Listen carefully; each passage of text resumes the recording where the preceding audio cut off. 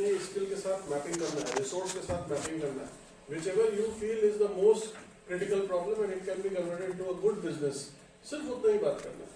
कब कर पाओगे ये? जब लोगों की बात को समझोगे, लोगों से बात करोगे, स्कैनिंग ऑफ एनवायरनमेंट से पहले स्कैनिंग ऑफ पीपल करोगे, राइट? उसके प्रॉब्लम्स को समझा, देखा और फिर उसके बाद अपनी वैल्यू प्रोपोजिशन को डिफाइन किया. अभी उस वाली क्लास में गड़बड़ क्या हो रही है? आप हर प्रॉब्लम को वैल्यू प्रोपोजिशन सोच रहे हो. Don't think like that. For example, कोई आइडिया बताओ क्या सोचा? तुम लोग ने क्या सोचा? कुछ आइडिया है? प्रमोशन. उस दिन किसका काम कर ऐप बनाओ किस चीज के ऊपर? Labour shortage. ठीक है, तो अगर एग्रीकल्चर में लेबर शॉर्टेज के ऊपर आप ऐप बना रहे हो तो आपका वैल्यू प्रोपोजिशन क्या होगा? अगर ऐप बना रहे हो लेबर शॉर्टेज के ऊपर तो वैल्यू प्रोपोजिशन क्या है? एम्पावरमेंट और एक ये हुई है ना कि अवेलेबल नहीं है लोग टाइम पर, तो आपका क्या है? प्रपोजिशन हुआ टाइमली अवेलेबिलिटी ऑफ लेबर. दूसरा, अगर अवेलेबल है तो महंगा है, तो दूसरा क्या हुआ? Fair price of labour. तीसरा और क्या हो सकता है? हाँ, स्किल्ड लेबर, अनस्किल्ड लेबर या फिर नॉर्मल लेबर. ठीक है, तो ये आपके वैल्यू प्रोपोजिशन हुआ. तो वैल्यू प्रोपोजिशन में बात क्या आई? सही समय पर सही प्राइस पर लेबर को हम आपके पास पहुंचाएंगे. ये वैल्यू प्रोपोजिशन हुआ. लेकिन क्या आपको लग रहा है कि उसको और प्रॉब्लम्स नहीं है कस्टमर को? आपका कस्टमर कौन है बेसिकली? फार्मर्स है. तो फार्मर्स की प्रॉब्लम्स तो और भी सारी है. वो बोलेंगे हमारे पास लोन नहीं है, मशीन नहीं है, इनपुट नहीं है, तो कोई खरीदता नहीं है, पैसे नहीं है. ये सारी प्रॉब्लम्स है उसकी. न्यूट्रिशन भी होगी, हेल्थ भी होगी, इंश्योरेंस भी होगा. बहुत सारी प्रॉब्लम है. सब प्रॉब्लम सॉल्व नहीं करेंगे. हमारी सिर्फ एक स्पेसिफिक प्रॉब्लम है, एक खास प्रॉब्लम है. उसी प्रॉब्लम से रिलेटेड वैल्यू प्रोपोजिशन सेगमेंट जो पता है, क्लियर है, समझ में आ जाएगा सेगमेंट तुरंत. इसलिए सेगमेंट से ना शुरू करके वैल्यू प्रोपोजिशन से शुरू करें. अंडरस्टूड? कुछ पूछना है किसी को? हाँ? नहीं? जब आप सोचोगे ना आई नो माई कस्टमर, सबको लगेगा हमें सब पता है. नहीं पता है. डिस्कस करोगे आपस में और फिर उसके बाद एक दूसरे को एक फॉर्मल आंसर दो. इसके बाद से जितना भी है ना सब देखो असेसमेंट का पार्ट है. ठीक है, और मतलब मेरे में डी आएगा, ये बात पक्की है. मेरे सब्जेक्ट में मैं जरूर फेल करता हूँ दूसरा. ठीक है, एक आध मुझे चिन्हित है यहाँ पे, बट ध्यान रखना ये सारा असेसमेंट का पार्ट है. या तो इंडिविजुअल या ग्रुप. मैं दिखा भी दूंगा कि ग्रुप का असाइनमेंट मैं कैसे लूंगा, तो उसको भी दिखा दूंगा कैसे करेंगे. तो जब आप बोलते हो आई नो माई कस्टमर, तो इसका ये मतलब बिल्कुल नहीं है कि मेरा क्वेश्चन पूछेगा ठीक है कौन है कस्टमर, बताओ कस्टमर की प्रॉब्लम क्या है वो बताओ. तो मेरे क्वेश्चंस इसके आसपास ही होंगे. तो आपके आंसर्स भी इसके आसपास ही होने चाहिए आपके बिजनेस प्लान में. When you are writing your business plan, when you are writing your executive summary, you have to tell that out of all customers' problem, why you have selected these problems, why you have selected certain value propositions. चलो कहाँ थे? कहाँ है group तुम्हारा? तो इसमें 6 कैसे? पीछे करते हैं हम सर. ये partners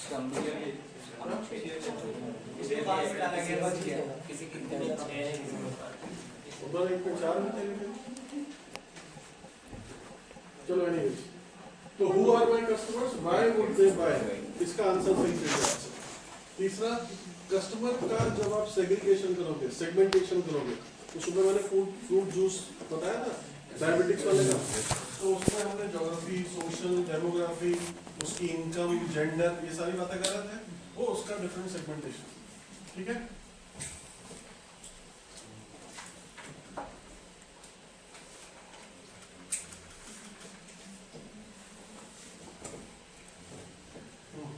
create a hypothesis. Hypothesis का मतलब there will be so many problems.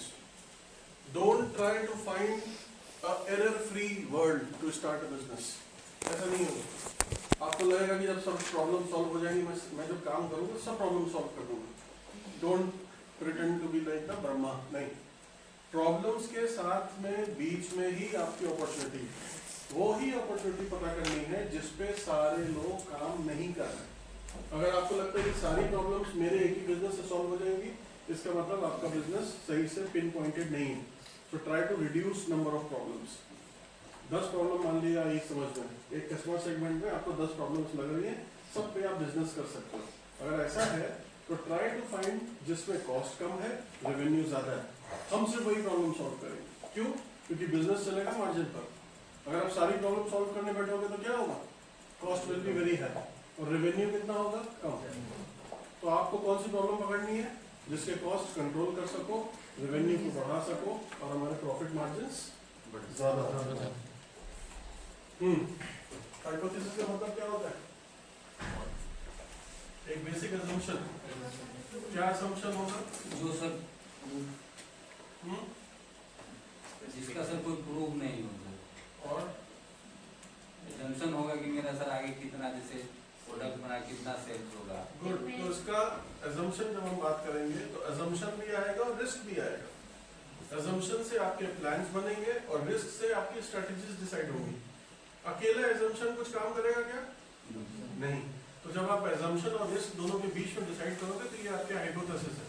तो हाइपोथेसिस कैसी थी? डायबिटीज वाले में इंडिया में नंबर ऑफ डायबिटीज के केसेस बढ़ रहे हैं, और हाइपोथेसिस में assumption मेरा ये था कि लोग जिनको डायबिटीज है वो जूस पीना चाहते हैं, तभी तो हमारा बिजनेस चलेगा।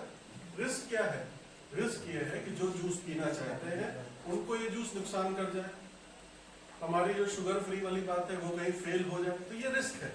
सरकार अचानक से बोल दे हम आपको मेडिकल स्टोर में अपना सामान नहीं रखने देंगे, सरकार बोल दे कि नहीं आपके जो जूस है ये मान्यता प्राप्त नहीं, हम आपको लाइसेंस नहीं देंगे। These are risks. Out of these risk there are certain risk which you can not control. एक होगा। दूसरा यू कैन कंट्रोल, दूसरा वाला पार्ट। अगर आपका जूस पीने से 4 लोग बीमार पड़ गए, उनको शुगर की ज्यादा प्रॉब्लम होगी, मर गए, क्या आपकी जूस की वजह से मरे? शायद रात में जूस पी करके फिर उसके बाद मिठाई भी खा ली होगी, सुबह मर गया, लेकिन क्या नाम आएगा आपके ऊपर? तो क्या है ये? कंट्रोलेबल है या नहीं है? This is not controllable. लेकिन क्या इसकी वजह से हम हाइपोथेसिस नहीं बनाएंगे और बिजनेस नहीं शुरू करेंगे? Answer is no. हम हाइपोथेसिस बनाएंगे और बिजनेस को शुरू करेंगे। Try to control it but don't try to make it zero. Zero जैसा कुछ नहीं होगा। चैनल क्या बताए थे? वर्चुअल चैनल होगा, फिजिकल चैनल होगा। फिजिकल चैनल में क्या होता है? दुकान होगा, डोर टू डोर होगा, शॉपिंग मॉल में कुछ होगा, अपना बुटीक होगा, ऐसा कुछ। वर्चुअल में क्या किया जाएगा? ऑनलाइन प्लेटफॉर्म, ऑनलाइन का सब तरीके। ठीक है, मान लो ऑनलाइन भी नहीं है और आपका फिजिकल भी नहीं है, फिर भी एक तरीका है। वो क्या है? वर्चुअल में एक और तरीका आता है कि ऑनलाइन भी नहीं है और सोशल मीडिया भी नहीं है। वो क्या है? Direct marketing. Telecom, direct marketing. कि हम फोन करते हैं, अपनी बात बताते हैं और उसके बाद आपसे किसी भी तरीके से सपोर्ट लेते हैं, पैसा लेते हैं, सर्विस देते हैं। ठीक है?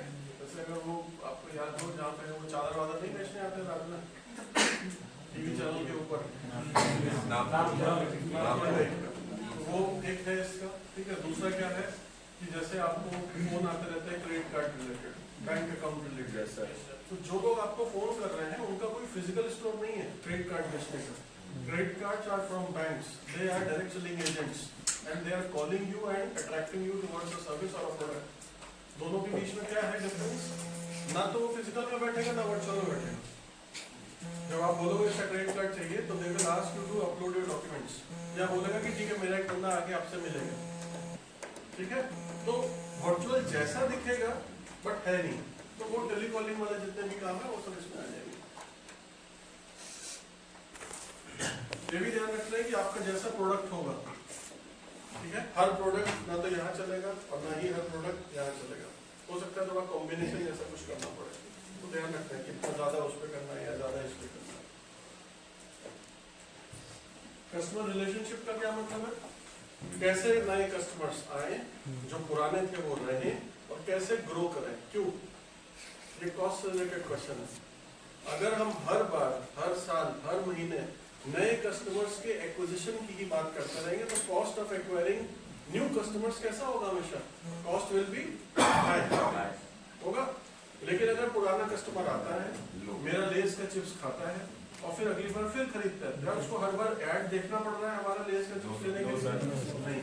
और अगर लेस क्वालिटी अच्छा दे रहा है तो वो क्या करेगा, अपने दोस्त को भी बताएगा कि तुम भी लेस खाओ। तो क्या हुआ, उसने फर्स्ट कस्टमर का एक्विजिशन कॉस्ट हुआ, ना तो उसको दोबारा बेचने के लिए हुआ और ना ही उसके रेफरल के लिए हुआ।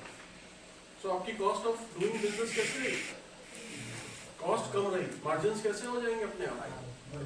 बिकॉज इसकी कॉस्ट एक ही बार खर्च करना पड़ा ना, एक कस्टमर को लेके आने के लिए, ठीक है। लेकिन अगर इसकी जगह कॉस्ट ऐसा हो कि वो रोज ब्रेड खरीदता है, ब्रेड की क्वालिटी ऐसी नहीं है, तो क्या आप अपने कस्टमर्स से रेफरेंस ले पाओगे?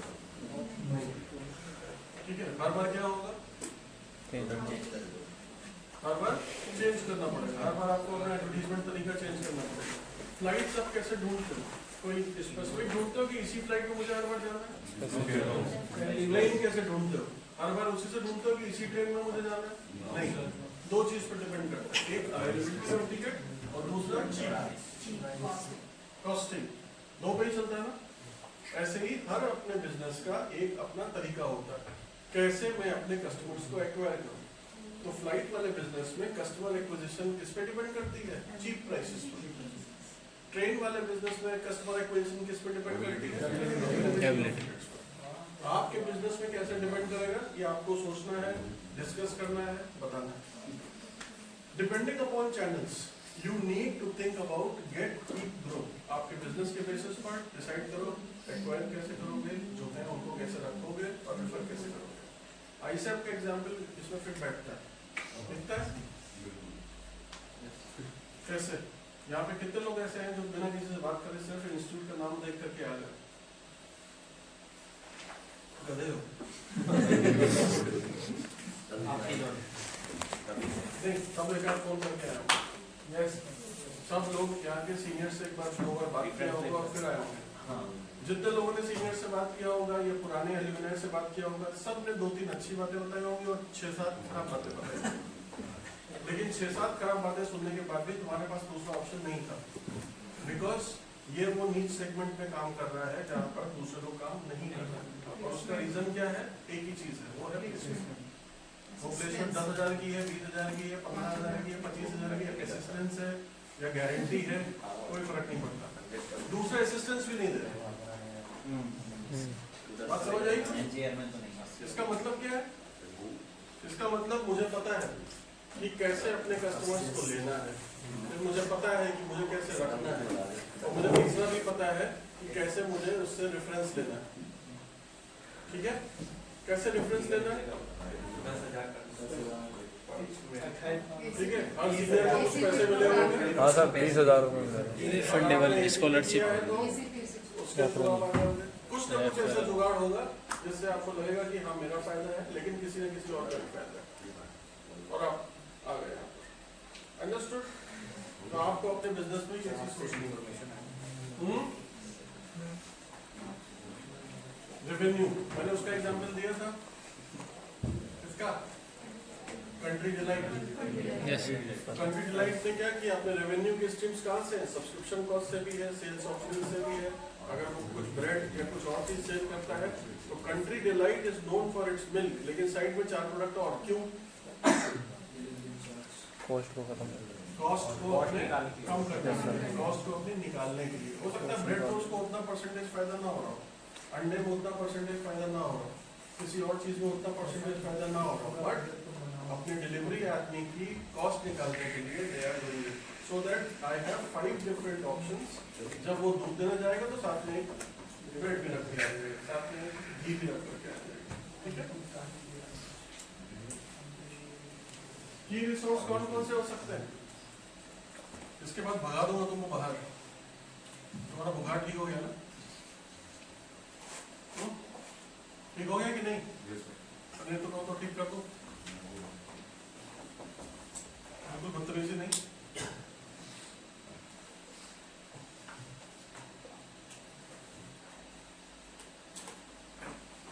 कितने resource? Financial resource, physical resource, intellectual और ह्यूमन। इंटेलेक्चुअल रिसोर्स क्या होता है? एक आइडिया। बताओ। इंटेलेक्चुअल रिसोर्स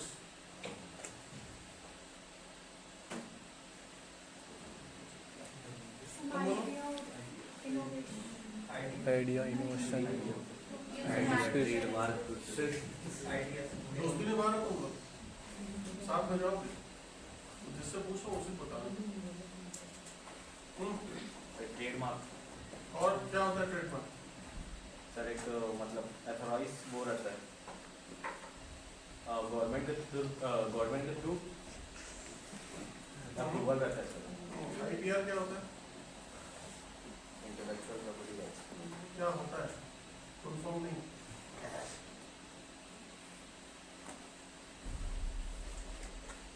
बातें ही करनी तो ये बातें करो है ना नहीं क्या होता है बताओ आप बताओ किसको बताना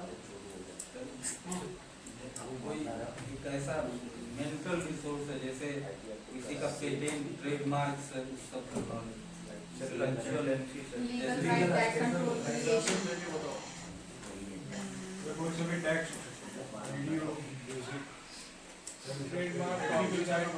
अगर मैंने कोई चीज नया इनोवेट करा इन्वेंट करा उसे प्रोटेक्ट करने की right protection of issue seed की वैरायटी Plant की variety. कोई केमिकल का कॉम्पोजिशन कोई पेटेंट किसी तरीके का प्रोसेस कोई फार्मूला हर बिजनेस की concept. अपनी एक खास बात होती है अगर आप इमिटेटिव वाले बिजनेस में नहीं हो इमिटेटिव एंटरप्रेन्योरशिप में नहीं हो तो आप क्या करते हो आप इनोवेशन करते हो इनोवेशन किस चीज का करते हो या तो प्रोडक्ट का या प्राइस का या प्रोसेस का सर्विस का इसी सब में कर सकते हो और अगर आपने कुछ भी इनोवेट किया then it is your responsibility to ensure कि मेरा ये चीज किसी दूसरे को पता ना चल सके मैंने एक दिन बताया था कि जो आपका कॉर्न होता है मकाई वो कॉर्न का एक सिरप बनता है और उसका एक पेस्ट बनता है इंडिया में आज से 4-5 साल पहले सिर्फ 2 ही मशीन थी और वो काफी महंगी आती थी जिससे वो ट्रायंगल जैसा बन जाता है ना और पफ जैसे निकल आते हैं जो कुरकुरे का जो मटेरियल है तो कुरकुरे बना किससे है कॉर्न से लेकिन वो कैसे बनता है उसको शेप ट्रायंगल का देना हर मशीन के बस की बात नहीं है क्योंकि वो पफ हो सकता है लेकिन ऐसे फ्लैट ट्रायंगल नहीं बन सकता वो टॉर्टिलास के शेप में नहीं आ सकता बिना किसी मशीन के मशीन किसी की इंटेलेक्चुअल प्रॉपर्टी है तो वो है मशीन छोटी सी लेकिन आती है 2.5 करोड़ की तो अब अगर 2.5 करोड़ की मशीन ले करके ये आपका फाइनेंशियल रिसोर्स चाहिए उसके लिए लेकिन कोई बेच रहा है ना अपने intellectual in the form of machine जिसको ये बात पता है कि हाँ ये प्रोसेस में ये मशीन लगाओगे तब तुम्हारा बिकेगा तो अब अगर बिजनेस में कॉस्ट ही तुम्हारी 2.5 करोड़ की मशीन से शुरू होती है देन ट्राई टू इमेजिन कि वो चीज को कितना ज्यादा बेचेगा मार्केट में कि वो कॉस्ट उसकी कवर हो तो जो पहली 2 मशीन इंडिया में आई थी उन्होंने हर ब्रांड के लिए वो बनाने शुरू किए थे तो वो अपने जो सनफीस्ट ITC कंपनी है उसके लिए बनाते थे पार्ले के लिए बनाते तो हर कंपनी ने अपने अपने ब्रांड चालू किए थे लेकिन बनने की जगह क्या थी यही 1-2 मशीन से तीसरे आते थे because they did not have that proof of concept कि ये चीज बाजार में चल भी पाएगी कि नहीं आया समझ पार्टनर्स कौन है किसी भी बिजनेस में पार्टनर कौन है शेयर होल्डर्स कस्टमर नहीं जो बिजनेस रन करने में यूज बिजनेस रन करने का मतलब शुरू से आखिरी इनपुट से लेकर के लास्ट कंजम्पशन तक तो अगर रॉ मटेरियल देने वाला एक ट्रांसपोर्टर है एक फार्मर है वो भी आपके पार्टनर है ट्रांसपोर्टर के बाद कोई पैकेजिंग करता है बॉटलिंग करता है वो भी आपका पार्टनर है उसके बाद कोई ब्रांडिंग एजेंसी है कोई PR एजेंसी है वो भी आपका पार्टनर है खरीदने के बाद कोई शॉपिंग मॉल में रखते हो डीमार्ट वाले को देते हो वो भी पार्टनर है किसी डिस्ट्रीब्यूटर को रिटेलर को देते हो वो भी आपका पार्टनर है अमेजोन के ऊपर ऑनलाइन डालते हो वो भी आपका पार्टनर है सारे वो पार्टनर होंगे ठीक है अब बात आती है कि सारे काम खुद क्यों नहीं कर सकते पॉसिबल तो है बट क्यों नहीं करना कॉस्ट दूसरा फोकस आपका बिजनेस का USP क्या है आलू से चिप्स और चिप्स का टेस्ट बस यही USP है तो आपको किस काम में रहना है इसी काम में रहना है if you earn good amount of profit then start packaging if you earn good amount of profit तब पैकेजिंग से आप नेक्स्ट वाली जगह पे जाओ तब ट्रांसपोर्टेशन पे चले जाओ लेकिन डे 1 से क्या कोका कोला ने अपनी ही गाड़ियों में भेजना शुरू कर दिया था क्या नहीं पहले तो किसी और का ट्रक यूज किया होगा बिकॉज ट्रकिंग मेरा बिजनेस नहीं है मेरा बिजनेस क्या है बेवरेज बनाना और बॉटलिंग करना, यही दो हो सकते हैं मेरे। लेकिन ट्रक जो चाहिए मुझे, वो फर्स्ट टाइम पहली बार तो ट्रक नहीं खरीदा होगा ना किसी ने। तो आप अपने बिजनेस पे भी ध्यान दो, आपके बिजनेस में where you want to focus, try to make partners जो लोग आपकी ज्यादा कॉस्ट को बढ़ा रहे हैं, राइट। अगर वो कॉस्ट को ज्यादा करने वाली चीज है, अवॉइड इट, उसको बिजनेस का पार्ट नहीं बनाना है, so that the cost of doing business should remain small. और कॉस्ट कम होगी तो क्या चीज ज्यादा होगी, मार्जिन ज्यादा होगा, प्रॉफिट ज्यादा होगा, रेवेन्यू नहीं ज्यादा। रेवेन्यू ज्यादा कम होगा जब आपका सारा माल बिकेगा, बट मार्जिन ज्यादा होंगे। तो कम पैसा लगा करके सोचना ये है कि बिजनेस से हमको प्रॉफिट ज्यादा कैसे है। समझ आया? सर गवर्नमेंट की गवर्नमेंट पार्टनर हो सकती है।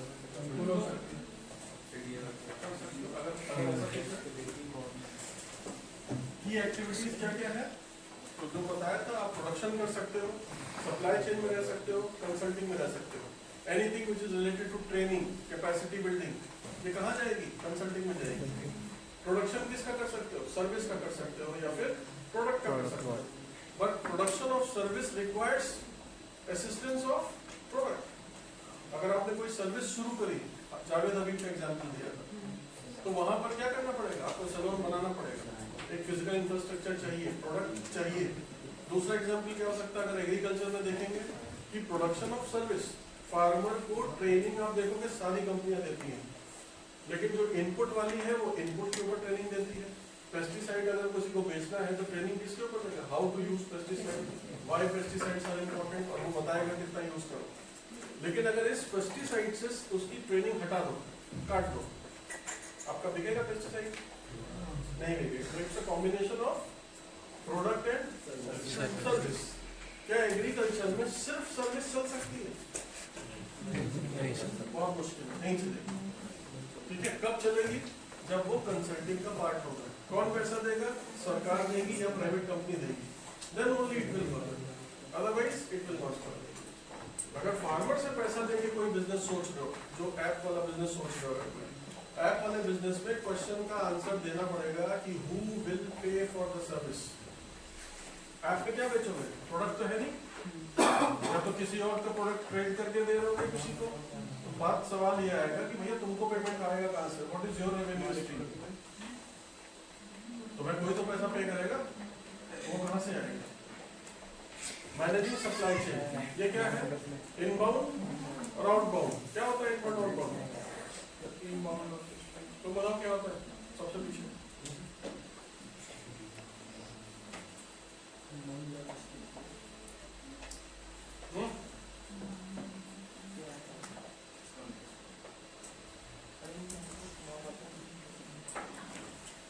क्या कर रहे हो, वीडियो? हाँ sir, my mom called. My mother called. Your mother was calling. बात करो। हाँ, कॉल करके बोलो कि इस समय मेरी क्लास चलती है, मत बात किया करो। चल, मम्मी की बहू तो नहीं है?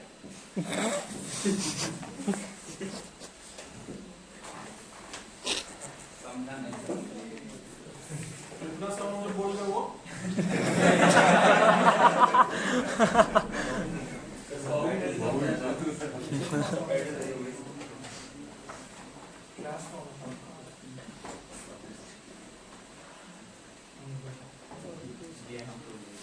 कॉस्ट, तो क्या क्या कॉस्ट है, fix cost, variable cost, mix cost. Mix cost में कैसा होता है, कुछ पार्ट फिक्स, कुछ पार्ट वेरिएबल। क्या एग्जांपल बताया था, इलेक्ट्रिसिटी का 200 यूनिट तक फ्री, उसके बाद 15 रुपए यूनिट। तो अगर 350 यूनिट का आता है तो 150 में देना पड़ेगा, 200 फ्री, या 200 तक 10 रुपए, उसके ऊपर इतने। ठीक है, तो ऐसा कुछ अगर होता है, आपको भी लगता है कि आपके में सब्सक्रिप्शन प्लस मटेरियल कॉस्ट दे रहे हो, जैसे पे पर यूज एक है, और दूसरा क्या हो सकता है, महीने भर की एक साथ दे दिया। तो कुकीज अगर आप ले लेते हो, मेरे से 30 दिन की 30 कुकीज एक साथ लेते हो, तो मैं एक प्राइस दूंगा। हर दिन एक एक लेते हो, दूसरा प्राइस दूंगा। और अगर आप बोलते हो कि नहीं 7 दिन में एक बार खरीदने आएंगे तब हम लेंगे, तो उसका तीसरा प्राइस। तो हर प्राइस का डिफरेंशिएशन होना चाहिए। क्यों, उस क्यों का जवाब तुम्हारे पास आना चाहिए। ठीक है। अब क्या करना है, एक आपको सेलेक्ट करना है प्रोडक्ट या फिर कुछ सर्विस या कुछ भी जो मन में आए, बिजनेस का एक आइडिया, उसका वैल्यू प्रोपोजिशन निकालो और इस तरीके से बनाना है। पहले इस तरीके से बनाना है, अपने एक पेज के ऊपर डिस्कस करना है आपस में, फिर इसको एक स्लाइड में बनाना है, स्लाइड को पीडीएफ में कन्वर्ट करना है, अपने ग्रुप का नाम और नंबर लिखना है, सीआर को भेजना है और सीआर कल शाम तक मुझे भेज देगी।